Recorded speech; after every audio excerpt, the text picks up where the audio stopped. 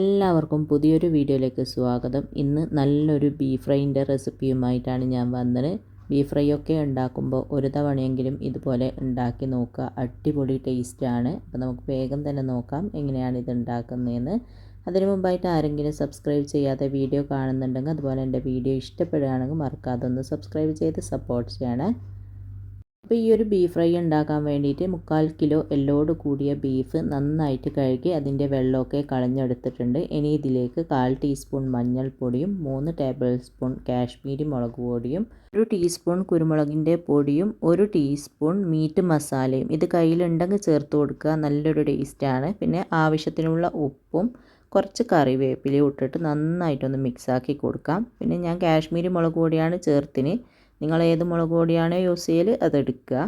അങ്ങനെ എല്ലാം കൂടി നന്നായിട്ടൊന്ന് മിക്സാക്കി കൊടുക്കുന്നുണ്ട്. മിക്സ് ചെയ്യുന്ന സമയത്ത് വെള്ളത്തിൻ്റെ അംശം കുറവുണ്ടെങ്കിൽ അല്പം വെള്ളം കൂടെ ചേർത്തിട്ട് മിക്സ് ചെയ്തെടുക്കുക കേട്ടോ. എല്ലാം കൂടെ നന്നായിട്ടൊന്ന് മിക്സ് ചെയ്തിട്ടുണ്ട്. ഇനി നമുക്കിതൊരു അരമണിക്കൂറോളം റെസ്റ്റ് ചെയ്യാനായിട്ട് അടച്ച് വെക്കാം. സമയമുണ്ടെങ്കിൽ ഒരു അരമണിക്കൂർ വെക്കുക, അല്ലെങ്കിൽ ഒരു 10-15 മിനിറ്റെങ്കിലും വെക്കുക. അപ്പോൾ ഇതാ അരമണിക്കൂറോളം കഴിഞ്ഞിട്ടുണ്ട്. ഇനി നമുക്കിതിലേക്ക് 1 ടേബിൾ സ്പൂൺ ഇഞ്ചി, വെളുത്തുള്ളി, പച്ചമുളക് മൂന്നും കൂടി ഒന്നിച്ച് ചതച്ചെടുത്തതാണ്, അത് ചേർത്ത് കൊടുക്കാം. പിന്നെ 2 മീഡിയം സൈസിലുള്ള സവാള കട്ട് ചെയ്തത്, ഒരു തക്കാളിൻ്റെ ചെറിയൊരു ഭാഗം പകുതിയോളം കട്ട് ചെയ്തതും കൂടെ ചേർത്തിട്ട് വീണ്ടും നന്നായിട്ടൊന്ന് മിക്സാക്കി കൊടുക്കുക.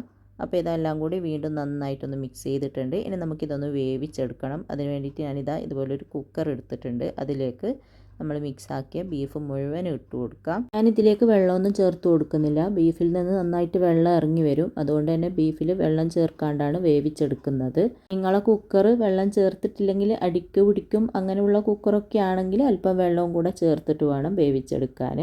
അപ്പോൾ അടുപ്പത്തേക്ക് മാറ്റിയതിന് ശേഷം ഒരു 5-6 വിസിൽ വരുന്നത് വരെ വേവിച്ചെടുക്കുക. ഓരോ ബീഫിലും വേവിൽ വ്യത്യാസം ഉണ്ടാവും. അത് നിങ്ങൾ നോക്കിയിട്ട് ചെയ്താൽ മതി.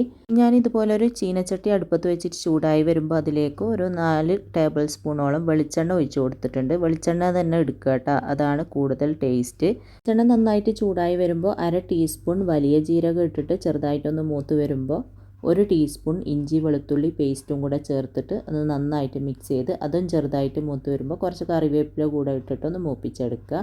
അതിനുശേഷം നമ്മൾ വേവാനായിട്ട് വെച്ച ബീഫ് ഉണ്ടല്ലോ, 6 വിസിൽ വന്നതിന് ശേഷം ഞാൻ അടുപ്പ് ഓഫ് ആക്കിയിട്ടുണ്ടേനു. അതിൻ്റെ പ്രഷറെല്ലാം പോയതിന് ശേഷം തുറന്നിട്ടുണ്ട്. അത്യാവശ്യം നല്ലതുപോലെ തന്നെ ബീഫ് വെന്തിട്ടുണ്ട് കേട്ടോ. ഇതുപോലെ നന്നായിട്ട് വെള്ളം ഇറങ്ങി വന്നിട്ടുണ്ട്. അതുകൊണ്ടാണ് ഞാൻ വെള്ളം ചേർത്ത് കൊടുക്കാഞ്ഞത്. അപ്പോൾ അത് മുഴുവനും ഇതിലേക്ക് ഇട്ട് കൊടുക്കുക. എന്നിട്ട് മിക്സാക്കി കൊടുക്കുക. നന്നായിട്ട് മിക്സ് ചെയ്തതിന് ശേഷം തീ ഒരു മീഡിയം ഫ്ലെയിമിൽ വെച്ചിട്ട് നന്നായിട്ട് മിക്സ് ചെയ്ത് ഇതിലെ വെള്ളമൊക്കെ ഒന്ന് വറ്റി നന്നായിട്ട് ഡ്രൈ ആയി ഫ്രൈ രൂപത്തിൽ ആയി വരണം. അതുവരെ നമുക്ക് ഇടയ്ക്കിടെ നന്നായിട്ട് ഇളക്കി കൊടുക്കുക. പിന്നെ ഉപ്പ് നോക്കിയിട്ട് വേണമെങ്കിൽ ഉപ്പും കൂടെ ചേർത്ത് കൊടുക്കുക കേട്ടോ. ഞാൻ ഉപ്പ് കുറച്ച് ചേർത്ത് കൊടുത്തിട്ടുണ്ടേനു, കുറവുണ്ടേനു. അപ്പോൾ ഇതാ ഇടയ്ക്കിടയ്ക്ക് ഇതുപോലെ മിക്സാക്കി കൊടുക്കുക. തീ ഒരു മീഡിയം ഫ്ലെയിമിൽ വെച്ചിട്ട് മിക്സ് ചെയ്ത് ഇതിലെ വെള്ളമൊക്കെ ഒന്ന് വറ്റി ഡ്രൈ ആക്കി എടുത്താൽ മതി. അങ്ങനെ ഇതാ ബീഫ് നമ്മൾ തീ ഒരു മീഡിയം ഫ്ലെയിമിൽ വെച്ചിട്ട് മിക്സ് ചെയ്ത് അതിലെ വെള്ളമൊക്കെ ഒന്ന് വറ്റി ഇതാ ഈ ഒരു രീതിയിൽ നല്ല ഫ്രൈ രൂപത്തിൽ ആയി വന്നിട്ടുണ്ട്. ഈ ഒരു രീതിയിലാവുമ്പോൾ നമുക്കിതിലേക്ക് 1/2 ടീസ്പൂൺ കൂടെ കുരുമുളക് ഇട്ട് കൊടുക്കാം. കുരുമുളകിൻ്റെ പൊടി, പിന്നെ കുറച്ച് കറിവേപ്പില, ഒരു 3-4 പച്ചമുളക് കട്ട് ചെയ്തതും കൂടെ ഇട്ട് കൊടുക്കുക. എരിവൊക്കെ നിങ്ങളുടെ ഇഷ്ടത്തിനനുസരിച്ചിട്ട് ചേർത്ത് കൊടുക്കുക കേട്ടോ. ബീഫ് ഫ്രൈ ഒക്കെ ആകുമ്പോൾ അത്യാവശ്യം എരിവ് വേണം, അപ്പോഴാണ് നല്ല ടേസ്റ്റ് ഉണ്ടാവുക. അപ്പോൾ ഇതാ എല്ലാം കൂടെ ചേർത്ത് നന്നായിട്ടൊന്ന് മിക്സ് ചെയ്തിട്ടുണ്ട്. അങ്ങനെ നല്ല ടേസ്റ്റി ആയിട്ടുള്ള ബീഫ് ഫ്രൈ ഇവിടെ റെഡി ആയിട്ടുണ്ട്. നല്ല ചൂടുള്ള പൊറോട്ടൻ്റെ കൂടിയും അതുപോലെ നെയ്ച്ചോറിൻ്റെ കൂടി എല്ലാത്തിൻ്റെ കൂടി അടിപൊളി ടേസ്റ്റാണ്. അപ്പോൾ എല്ലാവരും ഉണ്ടാക്കി നോക്കുക. അപ്പോൾ ഇൻഷാ അല്ലാഹ് അടുത്ത പുതിയ റെസിപ്പിയുമായിട്ട് നമുക്ക് വീണ്ടും കാണാം.